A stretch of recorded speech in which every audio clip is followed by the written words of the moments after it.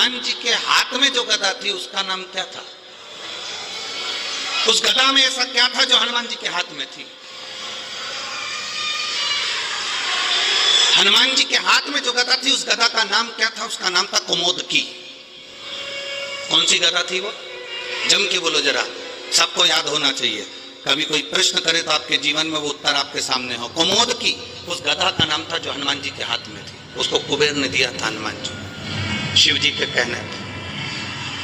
आप केवल उस गदा का स्पर्श समुद्र के जल में कराओगे और स्वर्ण मच्छा उस समय पर जैसे ही आपके सामने आकर खड़ी होगी तब आपको कहीं जाने की जरूरत नहीं। उस समय पर स्वर्ण मच्छा से आप निवेदन करोगे और अपने पिता के बारे में आप समझाओगे। स्वर्ण मच्छा आपके उन पत्थरों को छोड़ देगी। शिव क्या करते हैं? देवाधिदेव महादेव क्या करते हैं?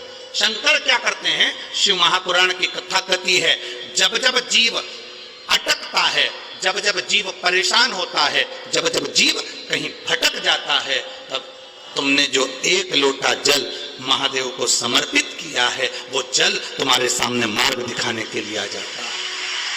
वो एक लोटा जल तुम्हारे सम्मुख में आ जाता है। वो एक लोटा जल तुम्हारे जीवन का सुख प्रदान करता है।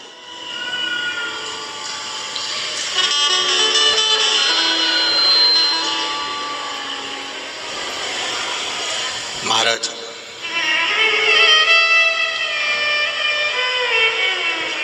कल अपन ने कथा में श्रवण करा था, भगवान शंकर भगवान की धर्म पत्नी माता सती दक्ष प्रजापति के यज्ञ में जाती हैं और उनका शरीर उस यज्ञ की अग्नि में कूद कर उन्होंने अपने प्राणों को त्याग दिया था। सती मैया का शरीर यज्ञ की अग्नि में चले गया था और सती का जो अगला जन्म हुआ था वो कोयल का हुआ। सती का जन्म काय का हुआ? जम के बोलो जरा, जम के बोलो। कोयल का जन्म। पार्वती तो बाद में बनी माता सती, पहले माता सती को कोयल बनना पड़ा था।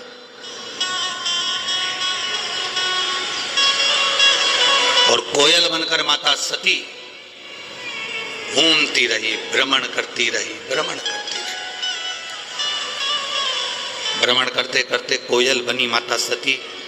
जहां पर कोई शंकर भगवान के शिवलिंग की पूजन करता था, मां सती कोयल बनकर वहां बैठकर कूका करती थी, भगवान शिव के नाम का उच्चारण करती थी।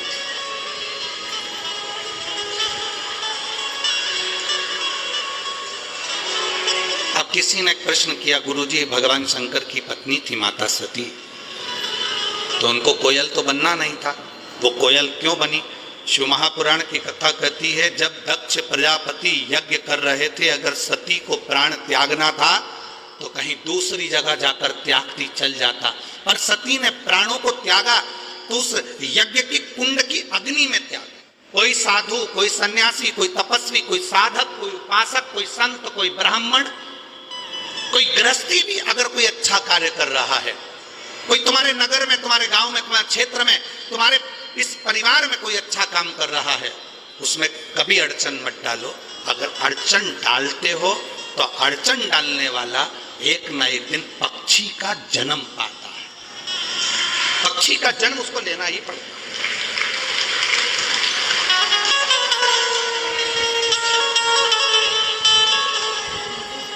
वो पक्षी का जन्म तो पाता ही। जैसे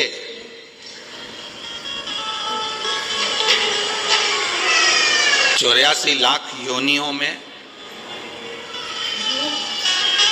20 लाख योनि पेड़ पौधे की है।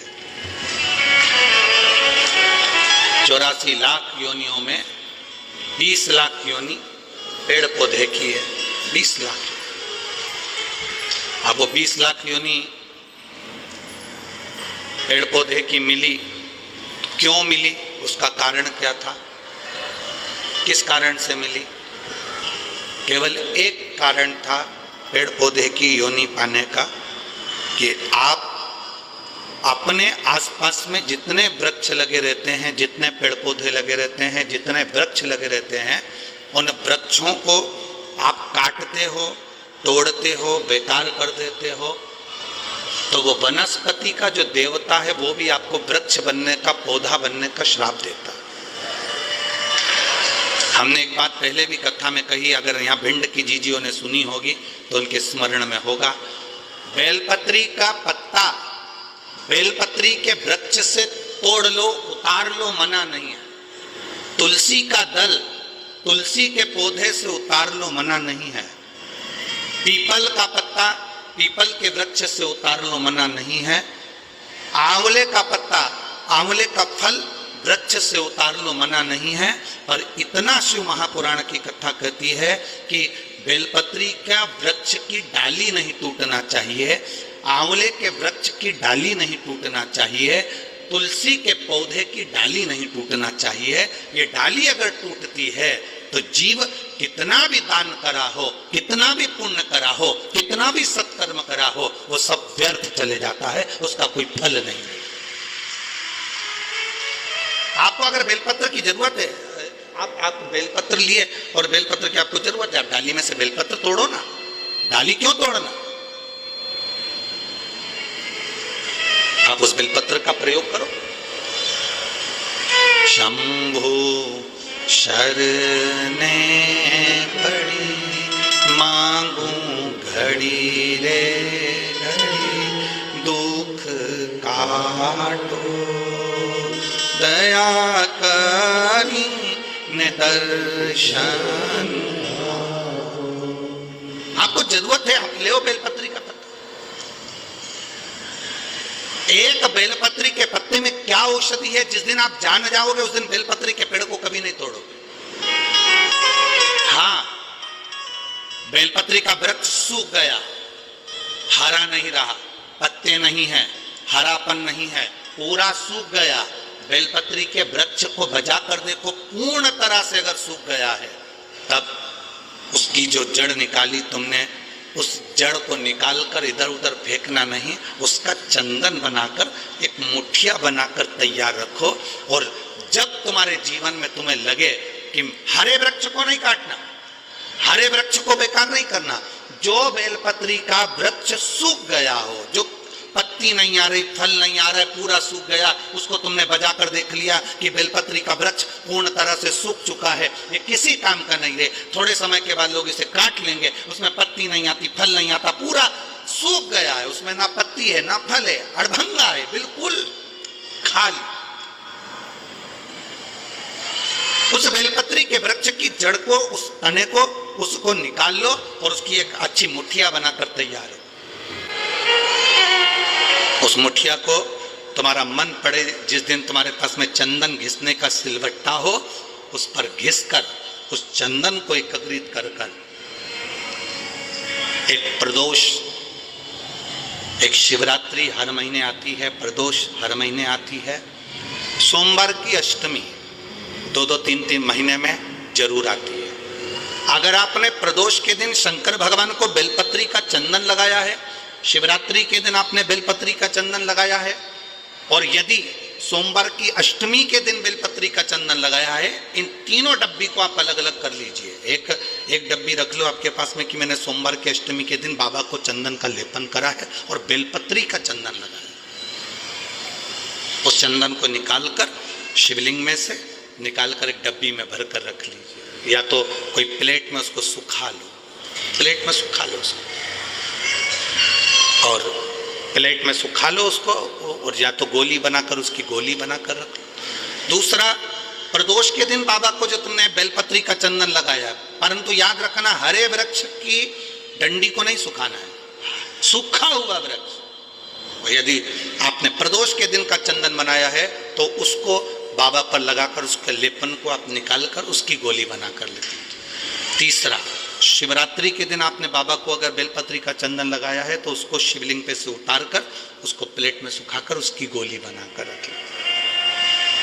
अब प्रयोग करिएगा, कभी मौका मिल जाए तो प्रयोग कर कर देखिएगा। शरीर में कहीं पर भी गांठ पड़ गई हो और डॉक्टर कह रहा है कि इसका ऑपरेशन जरूरी है, तो प्रदोष के दिन जो आपने बाबा के ऊपर बेलपत्री की जड़ का जो चंदन का लेपन करा है और उसकी जो गोली बनाई है, उसको 15 दिन तक रोज एक गोली पानी से निकलना प्रारंभ करो। कुंदकेश्वर महादेव का नाम लेकर उस गोली को खाना प्रारंभ करिए। आपको 15 दिन के बाद डॉक्टर से जांच कराने के लिए जाइए, गठान धीरे धीरे गलना प्रारंभ हो गई है, गांठ धीरे धीरे गल रही है, उसका फल मिलता है। प्रदोष वाली बेलपत्र का, चंदन का जो गोली तुमने बनाई उसका फल तुम्हें मिलेगा। अब सोमवार की अष्टमी के दिन का जो चंदन है, बाबा को जो तुमने बेलपत्री का चंदन का जो लेपन करा है, देखिए डॉक्टर हनुमान जी के यहाँ पर ये कथा चल रही है। करने वाला डॉक्टर हनुमान जी हैं, कराने वाले डॉक्टर हनुमान जी हैं, और सुनने वाले डॉक्टर हनुमान जी हैं, और बोलने वाले भी डॉक्टर हनुमान जी हैं। कर लिया वो आपके। दूसरे नंबर पर है सोमवार की अष्टमी के दिन का चंदन, जो आपने बेलपत्री के जड़ को घिसा है। फिर कहूंगा, इस बात को विशेष बार बार कह रहा हूं कि हरे पेड़ को मत काट लेना, हरे पेड़ को नहीं। जो पेड़ पूरी तरह से सूख गया, ना पत्ती ना फल, उसको बजा कर देख लो कि ये पेड़ पूरा सूख चुका है, तब उस पेड़ की जड़, जो जिसको लोग काट कर ले जाने वाले हैं, बाहर फेंकने वाले, उसकी जड़।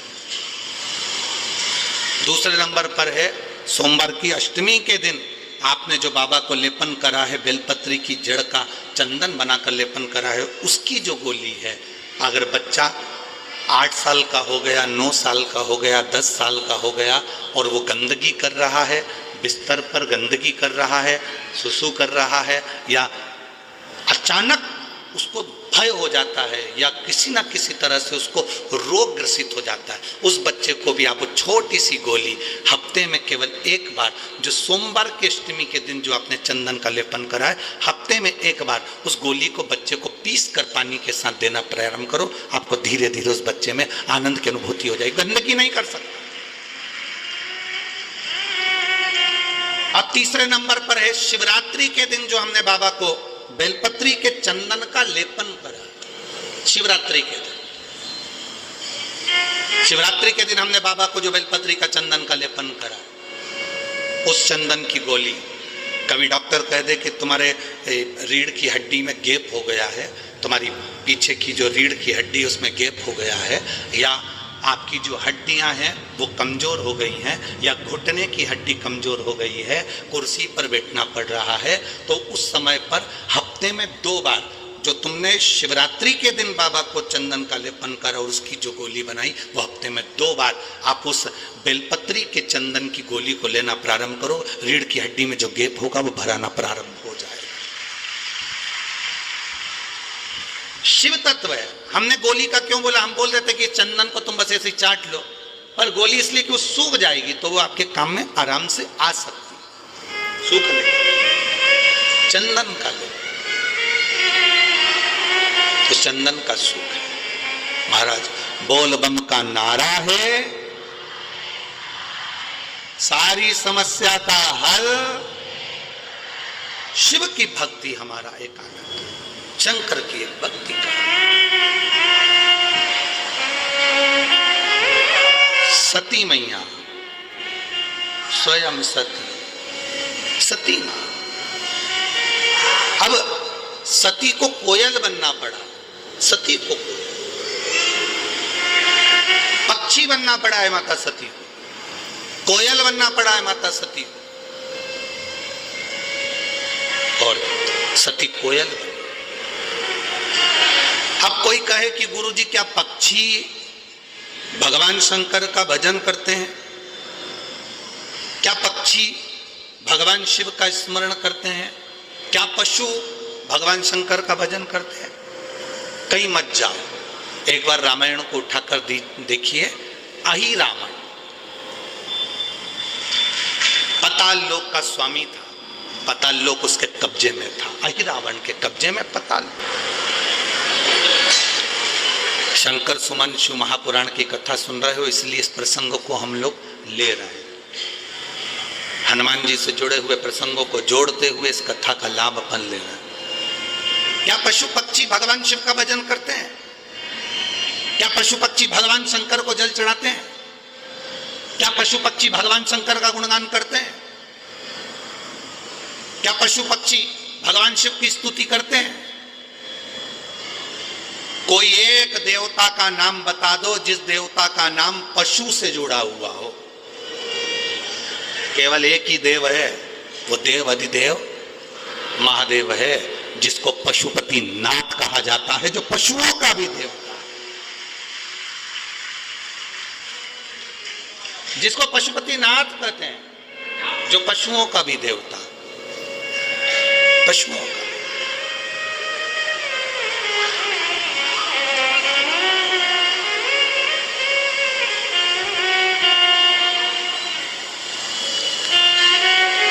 किसी देवता को पशुओं का नाथ नहीं कहा गया, केवल एक देव, वो देव है देव अधिदेव महादेव, जिसको पशुओं का देवता कहा।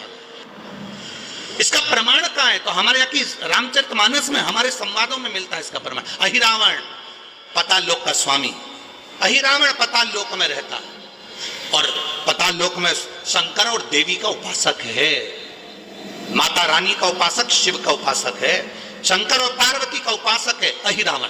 उसने पाताल में जल के अंदर एक शिवलिंग का निर्माण कर रखा।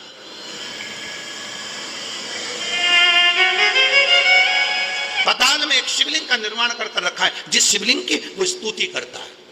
अहिरावण, रावण, कंस, ऐसा संसार में जितने जितने जीव हुए, चाहे वो देवता हो, असुर हो, गंधर्व हो, मनुष्य हो, सबने शिव की स्तुति करी, सबने। अहिरावण शंकर के शिवलिंग की पूजन कर रहा है।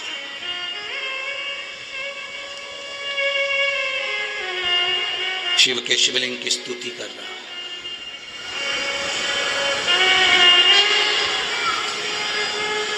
अब शंकर भगवान को वो जल चढ़ाता, दूध चढ़ाता, पूजन करता, अभिषेक करता, उठकर जाता।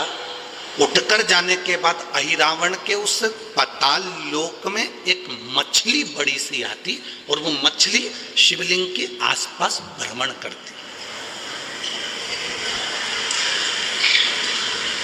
शिवलिंग के आसपास मछली भ्रमण कर रही।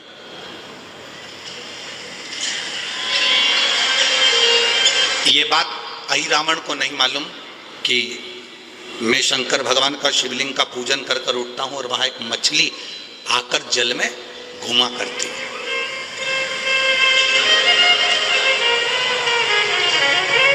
पूजन करते समय, तुलसी को जल चढ़ाते समय, अभिषेक पूजन करते समय, घर में आप पूजन कर रहे हैं उस समय पर तुलसी को जल चढ़ा रहे हो, उस समय पर पीपल की पूजन कर रहे हो, उस समय पर बेलपत्री का पूजन कर रहे हो, उस समय पर आंवले का पूजन कर रहे हो, उस समय पर या कोई पूजन भजन आप कर रहे हैं, उस समय पर दरवाजे पर अगर 3 सामने खड़े हो जाते हैं तो ये समझ लेना कि आपकी पूजा को भगवान ने स्वीकार कर लिया। कौन 3 है उसका स्मरण करिएगा। पहला, पूजन करते समय, भगवान की आराधना करते समय अंदर मंदिर में अपने घर में बैठकर आप भगवान निला रहे हैं, भगवान की पूजन कर रहे हैं, अर्चना कर रहे हैं, सेवा कर रहे हैं, माला जाप कर रहे हैं, पूजन अर्चना कर रहे हैं, तुलसी को जल चढ़ा रहे हैं, उस समय पर 3 का दर्शन अगर आपको हो जाता है, आपके दरवाजे पर अगर आ जाते हैं तो आपका समझ लेना पूजा स्वीकार हो गया। पहले नंबर पर पूजन करते समय दरवाजे पर गौ माता आकर खड़ी हो जाए, समझ लो तुम्हारा पूजन सफल हो गया। आप पूजन कर रहे हैं अंदर से, गाय रंभा रही है, आप पूजन कर रहे हैं अंदर से, गौ माता गौमूत्र कर रही है, आप पूजन कर रहे हैं अंदर से, गौ माता गोबर कर रही है, आप पूजन कर रहे हैं अंदर से और गाय दरवाजे पर आकर खड़ी हो गई। तुम्हारी अर्चना में, तुम्हारी आराधना में, तुम्हारी साधना में गौ माता तुम्हारे सामने आकर खड़ी हो जाए। पूजन के समय पर अचानक आकर तुम्हारे द्वार पर, तुम तुलसी को जल चढ़ा रहे हो, तुम्हारे दरवाजे पर आ जाए। और मेरा विश्वास कहता है, यहाँ जितनी मेरी जीजियां बैठी हैं, यहाँ जितने मेरे जीजा बैठे हैं, ये मेरा विश्वास कहता है आपके साथ कभी ना कभी ये जरूर हुआ होगा, पूजन के समय पर गौ माता का दर्शन होता ही, ये मेरा विश्वास कहता है। और ये कब होता है? जिस दिन आपका चित्त, मन, वृत्ति भगवान में रमी हो। चाहे तुम राम जपो, हनुमान जपो, शिव जपो, तुम्हारी मर्जी पड़े वो जपो। तुम देवी की भी पूजन कर रहे हो, किसी की देवता की पूजन कर रहे हो, कुल देवता की पूजन कर रहे हो, दिल से कर रहे हो, तो ये 3 का अगर दर्शन हो जाए तो कार्य सफल है। पहला, जम के बोलो, गौ माता। दूसरे नंबर पर हमारे यहाँ हम पूजन में लगे हुए हैं, आराधना में लगे हुए हैं, भगवान की अविरल भक्ति में लगे हुए हैं। भगवान की पूजन, आराधना और भक्ति में हम तल्लीन हैं। और दूसरे नंबर पर उस पूजन करते समय पर तुम्हारे घर की बहन बेटी तुम्हारे दरवाजे पर आ जाए तो समझ लो पूजन सफल हुआ है। क्या बहन बेटी के आने से पूजन सफल हो सकता है? कहां लिखा हुआ है महाराज जी? आप इतनी बड़ी बड़ी बातें कहते हो। पूछने वाले पूछ सकते हैं, कहने वाले कह सकते हैं, आपने कैसे कह दिया कि बहन बेटी के आने से सफल हो जाता कार्य? तो आप उठाओ, हिमालय राज का बेटा बाणासुर से दोस्ती कर लेता, माता पार्वती का भाई बाणासुर से दोस्ती कर लेता है, और दोस्ती कर लेता है तो उसके चुंगल में फंस जाता है, बाणासुर के चुंगल में। भाई संकट में आ जाता है। आज हिमालय राज और मैनावती दोनों बैठकर भगवान की आराधना कर रहे थे, इतने में पार्वती का आगमन हो जाता है। पार्वती ने आते से ही देखा, पिताजी आप आराधना कर रहे हो, पूजन कर रहे हो, किस लिए, क्यों? मैनावती ने कहा तेरा भाई संकट में घिरा हुआ है। पार्वती ने कहा क्यों चिंता करते हो, क्यों चिंता करते हो? पिताजी मैं आई हूं ना, चिंता मिटा दूंगी, चिंता मिटा दूंगी, आप चिंता ना करें। क्या हुआ? बाणासुर तेरे भाई को कष्ट दे रहा। बेटी पार्वती ने संकल्प ले लिया, उस बाणासुर का अंत मैं करूंगी। ना भगवान ब्रह्मा बाणासुर को मार सके, ना भगवान कृष्ण बाणासुर को मार सके। बाणासुर की कन्या भगवान कृष्ण के पास में, वहां उनके पौत्र के पास में गई। भगवान कृष्ण का युद्ध बाणासुर के साथ हुआ, हजार भुजा, तो बाणासुर को भगवान कृष्ण नहीं मार सके। बाणासुर को न नारायण मार सके, न ब्रह्मा मार सके, बाणासुर को न शंकर मार सके, क्योंकि शिव ने तो वर दिया था, बाणासुर को केवल मारा है। कोई तुमसे पूछे कि सियोर वाले महाराज ने कहा कि बहन बेटी के पूजन करते समय अगर बहन बेटी आ जाती है, पूजन करते समय हमारे घर की बहन बेटी, तुम्हारे कुल की बहन बेटी, तुम्हारे घर की बहन बेटी तुम्हारे दरवाजे पर आ गई, भले तुम उसको कुछ दो मत दो, पर बहन बेटी अगर तुम्हारे पूजन के समय पर तुम्हारे क्यों आप लोगों के ऐसा नियम है कि नहीं हमको नहीं मालूम। हमारे यहाँ तो ऐसा नियम है कि जब भी घर में कोई बड़ा आयोजन होता है, शादी होती है, फंक्शन होता है, कोई उद्यापन होता है, कोई चीज़ बड़ी करते हैं, तो सबसे पहले फ़ोन बहन बेटी को लगाते हैं कि हमारी बहन हमारे यहाँ आए, हमारी बेटियाँ, हमारी नंदे हमारे यहाँ आए, हमारी बुआ हमारे यहाँ आए। अब पूछोगे गुरुजी ये प्रसंग बहन बेटी को बुलाने का तो भगवान कृष्ण के यहां से चालू हुआ।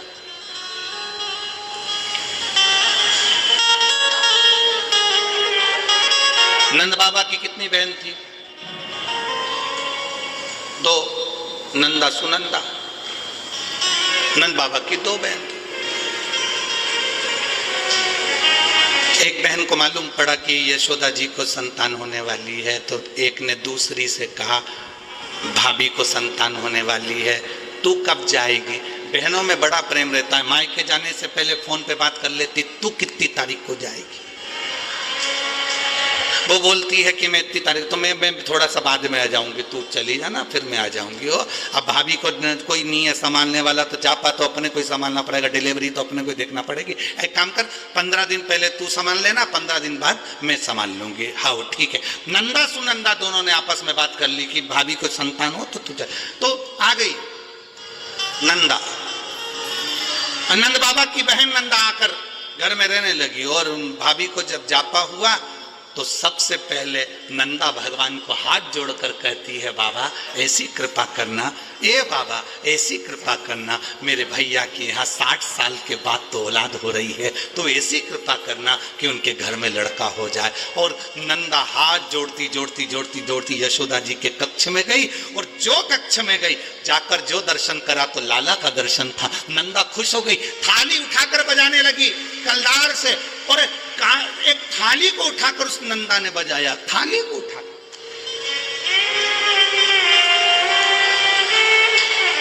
कांसे की थाली, पीतल की थाली, तांबे की थाली जिसके घर में बजती थी उसके घर में शुभ संदेश आता था।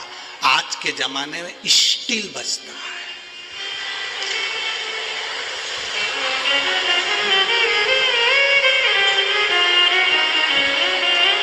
अब तो स्टील भी गया, प्लास्टिक,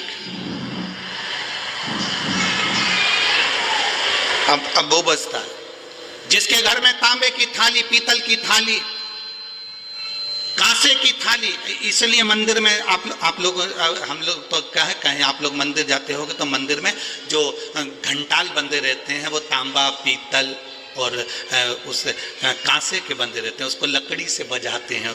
क्यों बजाते हैं? उसका कारण क्या है? उसका कारण क्या है? जितने लोग आरती में सम्मिलित होते हैं, तांबा, पीतल, कांसा मंदिर में इसलिए बजाया जाता है, जितने लोग आरती में आए हैं इनके घर में खुशियां प्रवेश कर जाए, इनके घर में भी आनंद की अनुभूति हो जाए। अब आजकल के ज़माने में तांबा, पीतल, कांसा बजाते नहीं हैं। आज के ज़माने में तो जरा सी देर में बस बच्चा हुआ है, सूचना मिल गई, बैंड बाजा बजवा दो, ढोल नगाड़े बजा। नंदा ने थाली बजाई थी और फिर आवाज आई थी, नंद घर आनंद, नंद घर आनंद भयो। फिर आवाज आई,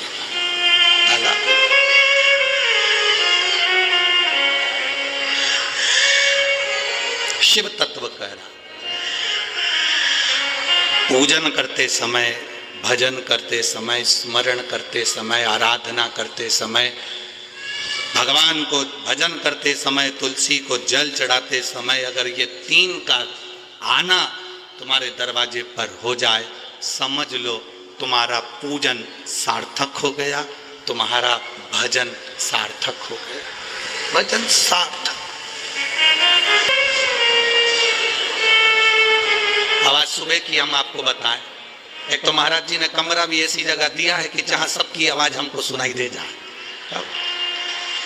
आवाज सुबह की सुन लो, तुम बोल दे पक्का। अब सुबह की बात, सुबह मॉर्निंग वॉक पर उठे, सुबह सुबह का समय था, घूम रहे थे, इतने में 2 जीजी और 2 जीजा। अब वो हमारा जो कमरा है उसी के पास में, वहीं पर थोड़ी दूर पे कॉम्प्लेक्स बना हुआ है, देखा है ना तुम लोगों ने? हाँ, तो 2 ही जीजी जीजा उसे बोलिए, अरे बाप पानी तो आ ही नहीं रिया। इतना में जीजा बोला, थोड़ी देर में नल चालू हो जाएगा, तुम चिंता मत करो। अब अंदर कौन बैठा है? ददरउआ धाम श्री हनुमान जी महाराज। अब इनने तो जीजा से कहा, अब इनको क्या मालूम था कि अंदर भी एक जीजा है, तो वो साधारण थोड़ी ना। अब इनकी टंकी का तो नल खुल गया, उसने ऊपर हाथ चालू कर दिया। सुबह 5:30 बजे की घटना, और जो पानी गिरना चालू हुआ, जो पानी, इतने में दोनों जीजी जीजा से बोली, ये कहां से आ गया? ये उन जीजा से बोल रही थी, वो मालूम पड़े वो भीतर वाले ने, उसने टंकी का नल खोल दिया। जो पानी गिरना चालू हुआ, थोड़ी देर का आया, 15-20 मिनट पर जीजी और नहाली, और जीजा और भी नहा नुआ के कंगी पाटी पाड़ के हम उधर घूम के उधर आए, तो चिल्ला के बोले, श्री शिवाय। यहीं बैठे होंगे वो चारों जीजी जीजा, यहीं बैठे होंगे, ऐसा हो ही नहीं सकता कि यहाँ नहीं हो, यहीं बैठे होंगे वो चारों, और वहीं से चिल्ला रहे, श्री शिवाय। हमने कहा आ गया, सुनता है, उसको कहते हैं ददरउआ धाम का श्री हनुमान, साधन नहीं सुनता है, सुन ले तुरंत सुना। महाराज भक्ति जितनी प्रबल हो, विश्वास, आपने दिल से कहा, उसने दिल से सुना, सफलता देता है बाबा, सफलता क्या ना दे। तेरी कृपा बिना ना हिले एक भी लेते हैं श्वास तेरी कृपा से। पूजन करते समय, भजन करते समय, स्मरण करते हुए, नाम जाप करते हुए 3 का दर्शन हो जाए, तुम्हारे दरवाजे पर आ जाए, जीवन की सफलता मानना, पूजन सफल मानना। पहले नंबर पर जम के बोलो गौ माता, दूसरे नंबर पर बहन बेटी, और तीसरे नंबर पर हैं संत गुरुजन, जो निष्कपट भाव के, जो तुम्हारे दरवाजे पर कुछ मांगने नहीं आए हैं। जो मांगने आए हैं वो नहीं। पूजन करते समय तुम्हारे दरवाजे पर कोई संत, कोई ब्राह्मण, कोई गुरुजन, कोई भक्त ऐसा आ जाए जो मांगने नहीं आया, फिर बस तुम्हारे सामने तिलक लगाकर भक्ति में डूबा हुआ, भजन में डूबा हुआ वो तुम्हारे सामने आ जाए, समझ लो कि तुम्हारी पूजन सफल हो। मांगने नहीं, मांगने नहीं।